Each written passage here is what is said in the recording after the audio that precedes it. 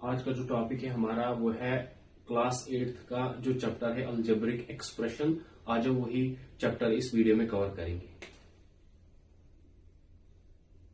Algebraic expression में कुछ important जो इसमें टॉपिक्स है आज हम वो इसमें कवर करेंगे। सबसे पहले आपको पता होना चाहिए इक्वेशन और एक्सप्रेशन क्या होता है। यहाँ अलजेब्रिक एक्सप्रेशन है तो पहले आपको पता होना चाहिए एक्सप्रेशन क्या होता है और इक्वेशन क्या होता है।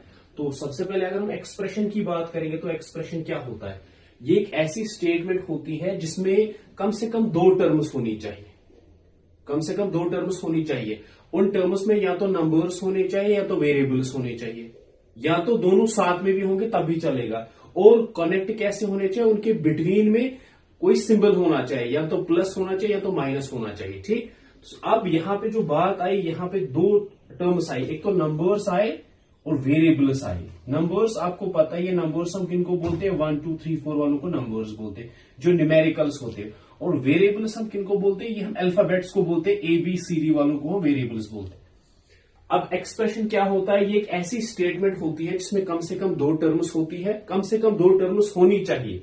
और या तो वो नंबर्स होने चाहिए या तो वेरिएबल्स, या दोनों साथ में भी होंगी तब भी चलेंगे। और उनके बिटवीन में जो सिंबल होना चाहिए या तो पॉजिटिव का होना चाहिए या तो नेगेटिव। क्यों पॉजिटिव और नेगेटिव, क्योंकि पॉजिटिव और नेगेटिव से ही टर्म जो है सेपरेट होती है। मल्टीप्लीकेशन और डिवाइड से टर्म सेपरेट नहीं होती है, इसीलिए वहां पे क्या कौन सी सिंबल होनी चाहिए, दो सिंबल, या तो पॉजिटिव होनी चाहिए या तो नेगेटिव होनी चाहिए। ये होगी एक्सप्रेशन। ठीक, उसके बाद इक्वेशन क्या होती है, ये एक ऐसी स्टेटमेंट होती है जो इक्वेलिटी को सपोर्ट करती है। ये एक ऐसी स्टेटमेंट होती है जो इक्वेलिटी को सपोर्ट करती है। और इसमें दो एक्सप्रेशन होते हैं। इसमें क्या होते हैं, दो एक्सप्रेशन होते हैं। जो दो एक्सप्रेशन कनेक्ट होते हैं आपस में, उनके बिटवीन में जो सिंबल होता है इक्वेलिटी से वो कनेक्ट होते हैं। ठीक, कॉन्स्टेंट्स क्या होते हैं और वेरिएबल्स क्या होते हैं। ठीक, सबसे पहले अगर हम कॉन्स्टेंट्स की बात करेंगे, जितने भी न्यूमेरिकल्स हैं, जितने भी न्यूमेरिकल्स हैं उनको हम कांस्टेंट बोलते हैं। और वो चीज जिसका फिक्स वैल्यू हो, फिक्स्ड वैल्यू, कांस्टेंट ये 1 2 3 4 वाले होते हैं, उनका फिक्स्ड वैल्यू होते हैं। देखो आप 2 ले लो, 2 आप दुनिया में कहीं भी ले लो, 2 ही का वैल्यू 2 ही आएगा, चेंज नहीं होगा, क्योंकि उसका वैल्यू जो है फिक्स होता है। तो कांस्टेंट वो नंबर्स होते हैं जिनके वैल्यू फिक्स होते हैं। उसके बाद वेरिएबल क्या होते हैं, वेरिएबल क्या होते हैं जो वेरी करते हैं, जो चेंज अगर आप यहां पे देखोगे जिसका वैल्यू चेंज होता है। देखो आप कभी मैथमेटिक्स में x is equal to 2, x is equal to 3, x is equal to 4, value change होते जा रहे हैं। वेरिएबल्स कौन होते हैं, सबसे पहली बात ये होते हैं ABCD, जितने भी अल्फाबेट्स होते हैं उनको वेरिएबल्स बोलते हैं। क्योंकि इनका वैल्यू जो है चेंज होता है। ये तो नहीं है कि A का वैल्यू 1 यहां है, हर एक जगह 1 ही वैल्यू होता है, नहीं, इसका वैल्यू आप अपनी मर्जी, क्योंकि इसका वैल्यू जो है चेंज होता है। फिर कोफिशिएंट्स क्या होते हैं, कोफिशिएंट्स क्या होते हैं, अब जो यहां पे इंपॉर्टेंट बात जो है वो है कोफिशिएंट्स क्या होते हैं। देखो अगर आप देखोगे कोफिशिएंट्स जो वैल्यू होता है ना, ये भी न्यूमेरिकल्स ही होता है। अगर आप देखोगे कोफिशिएंट क्या होता है, ये भी न्यूमेरिकल के ही वैल्यूज होते हैं। लेकिन फिर आप बोलोगे कांस्टेंट और कोफिशिएंट में क्या डिफरेंस है, अगर ये इसको भी इसमें भी न्यूमेरिकल्स आते हैं और इसमें भी न्यूमेरिकल, जब भी आपके पास अल्फाबेट्स और न्यूमेरिकल दोनों साथ में होंगे, ठीक, उसके बाद उसमें जो न्यूमेरिकल आएगा वो जो कहलाया जाएगा कोफिशिएंट। इसको हम यहां पे कांस्टेंट नहीं बोलेंगे। क्यों कांस्टेंट नहीं बोलेंगे, क्योंकि इसके साथ ए का वैल्यू कुछ भी हो सकता है, तो चेंज हो जाएगा ना, वैल्यू वेरी करेगा ना, तो यहां पे हम इसको नहीं बोल सकते कि ये कांस्टेंट आएगा। कांस्टेंट का मतलब फिक्स्ड वैल्यू। ठीक, और जब न्यूमेरिकल और अल्फाबेट दोनों साथ में होंगे, उसमें जो न्यूमेरिकल वाला आएगा उसी को हम कोफिशिएंट है।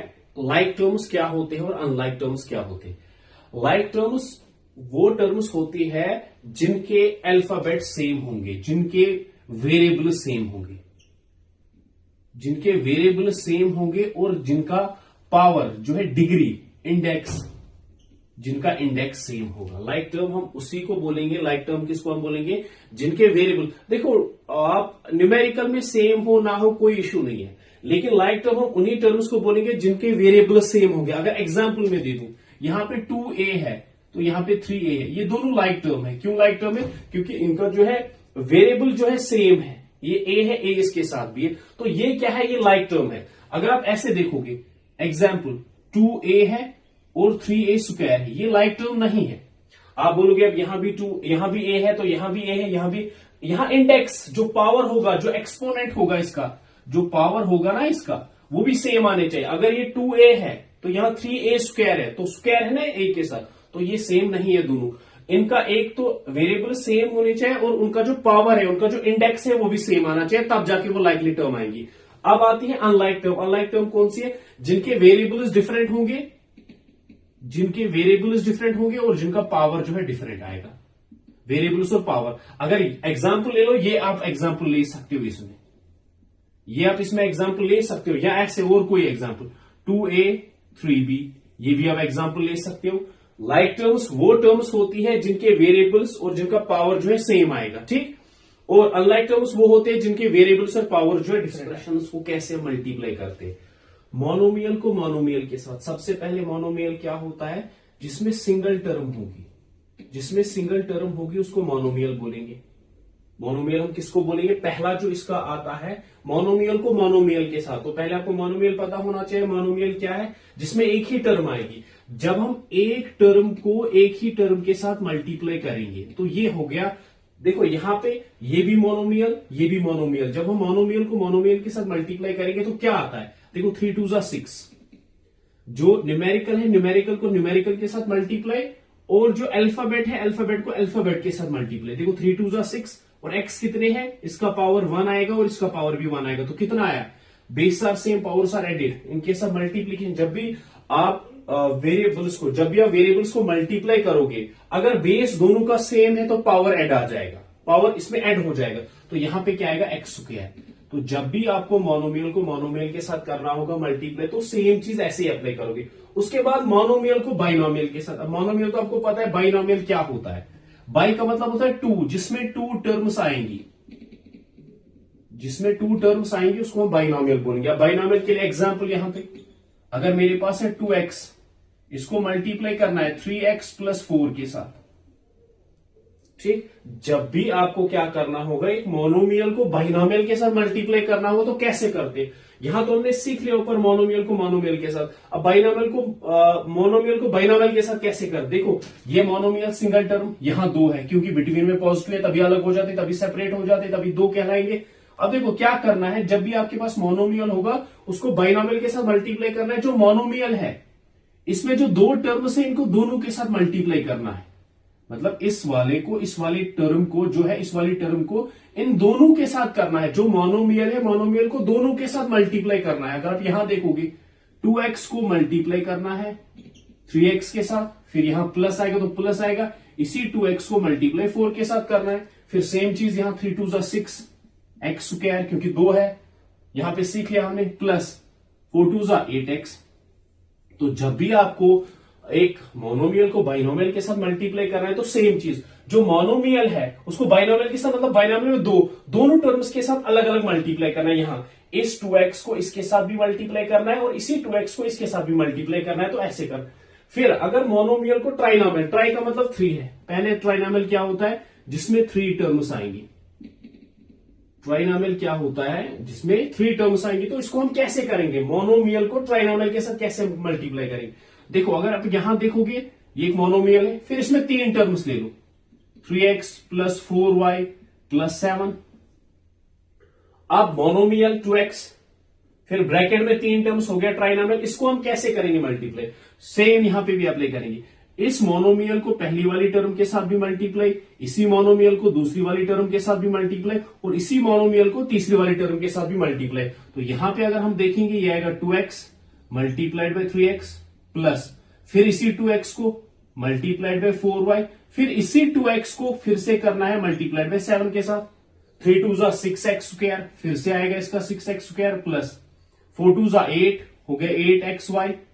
फिर अगर आप यहां देखोगे प्लस 7 2 14x। तो ऐसे करना है जब भी मोनोमियल को ट्राइनोमियल के साथ मल्टीप्लाई करना है। पहले 2x को क्या किया हमने? 3 के साथ, पहली वाली टर्म के साथ, फिर इसी 2x को इसके साथ किया दूसरी वाली टर्म के साथ, फिर इसी 2x को तीसरी वाली टर्म के साथ। मोनोमियल को मोनोमियल के साथ, मोनोमियल को बाइनोमियल के साथ, मोनोमियल को ट्राइनोमियल के साथ। अब बाइनोमियल को मोनोमियल के साथ, तो यहां पे हम बाइनोमियल अगर एग्जांपल ले लेंगे, ये लेंगे हम 3x प्लस 4, ये आ गया बाइनोमियल। बाइनोमियल को किसके साथ मल्टीप्लाई करें? मोनोमियल के साथ। मोनोमियल कुछ भी एग्जांपल ले लो, अगर मैं यहां पे ले लूंगा 4 एक्स।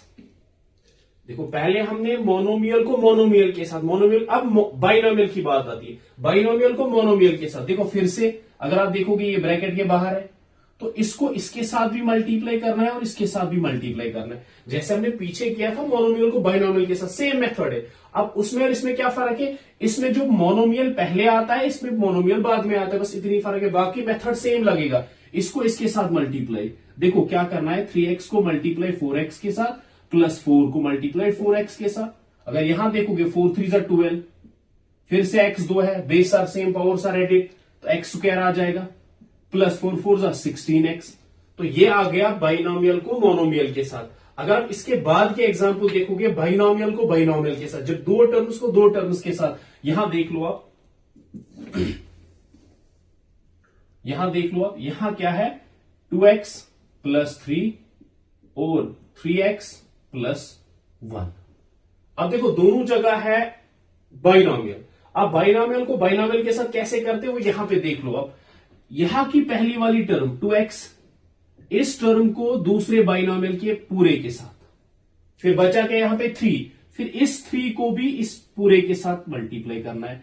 देखो जब भी बाइनोमियल को बाइनोमियल के साथ मल्टीप्लाई करना है तो क्या करना होगा, पहले इस वाले दोनों में एक बाइनोमियल आपको लेना है, उसकी एक टर्म को दूसरे वाले के सारे बाइनोमियल के साथ मल्टीप्लाई, फिर इसकी दूसरी टर्म के साथ, फिर दोनों के साथ मल्टीप्लाई, उसके बाद सेम जैसे मोनोमियल को बाइनोमियल के साथ करते, इसको इसके साथ मल्टीप्लाई, फिर इसको इसके साथ मल्टीप्लाई, इसको इसके साथ मल्टीप्लाई और इसको इसके साथ मल्टीप्लाई। यहां देखो अब 2x मल्टीप्लाइड बाय 3x, फिर प्लस 2x को फिर से मल्टीप्लाइड बाय 1 के साथ, फिर इस वाले को अगर आप देखोगे इन दोनों को, 3 को मल्टीप्लाई 3x के साथ, प्लस 3 को मल्टीप्लाई 1 के साथ। यहां देखो 3 2 6x प्लस 2 1 2x, यहां पे प्लस देख लो आप, 3 3 9x प्लस 3 1 3।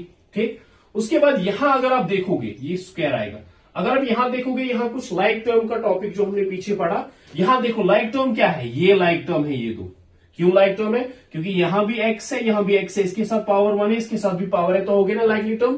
क्योंकि हमने वहां पे देखा था सिर्फ वेरिएबल सेम होने चाहिए, हमें जो आपके पास अल्फा जो न्यूमेरिकल्स है, न्यूमेरिकल्स की कोई बात नहीं, सिर्फ यहां पे जो है अल्फाबेट्स जो ABCD वाले नंबर्स है वो सेम आने चाहिए। देखो 6x स्क्वायर, आप बोलोगे यहां भी तो x है, क्योंकि इसके साथ स्क्वायर है अलग, मैंने क्या बोला था, पावर और जो आपके पास वेरिएबल है दोनों सेम आने चाहिए। तो यहां पे ये भी प्लस, ये भी प्लस, प्लस प्लस प्लस ये होता है 9 + 2 कितना आता है 11x और प्लस 3।